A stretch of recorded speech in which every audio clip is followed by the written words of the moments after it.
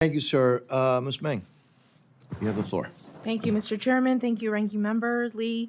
Thank you, Administrator Power, for being here. I wanted to ask about the budget request for USAID for fiscal year 2025, which assumes that Congress will provide supplemental funding. Earlier this week, I had the privilege of meeting with Ukrainian Ambassador Markarova. We spoke about how, as you know, almost 90% of the Ukrainians who have fled have been women and children. Last year, Representatives Franco, Houlihan, and I sent a bipartisan letter asking that your agency, which is doing great work on the ground in Ukraine and surrounding countries, prioritize the needs of women and girls in humanitarian funding and assistance strategies to address gender-based violence. Administrator Power, I want to thank you for the resources that your agency has dedicated to women and girls in crisis, especially through the Safe from the Start program.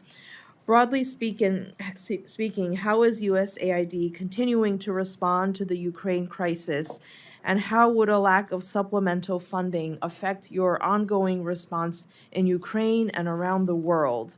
Furthermore, can you also speak to how USAID and partners are addressing gender-based violence in Ukraine and host countries? Well, thank you. I'm glad this is a topic that is getting more attention than it often does today. Maybe I would just note, beyond what I've said already in response to Congresswoman Frankel's comments, that in Ukraine, again, thanks to the resources that we were able to invest in two broad domains, humanitarian emergency response and development assistance, we've been able to do an awful lot.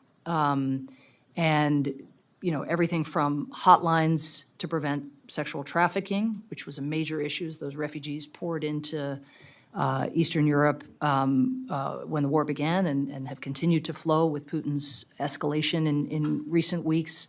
Gender-based violence care, psychosocial support, also support for alerts so that people know their rights, and we try to chip away at the stigma around sexual violence, because in the first wave of the invasion during the occupation of Ukrainian territories from which Russian forces were ultimately repelled in many places, so many women came out of that, not only having suffered unimaginable rape and sexual imprisonment and torture, but also feeling in their communities that they couldn't talk about it. And I will say President Zelensky and Madam Zelensky have done a really good job trying to destigmatize and really make clear, who's at fault in horrors of that nature.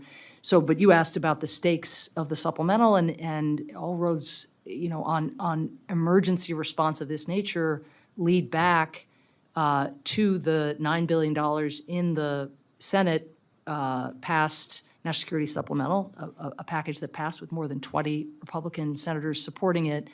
But we have been able to spend $210 million broadly in Ukraine on programming that touches GBV, sexual trafficking, the rights of persons with disabilities, attacks on LGBTQI plus people. 10% of our so-called DART budget.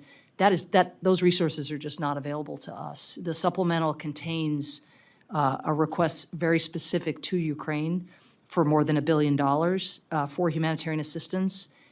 As I've said, with needs up, we're down 40% from where we were last year in humanitarian assistance, and these kinds of programs are going to pay a terrible price.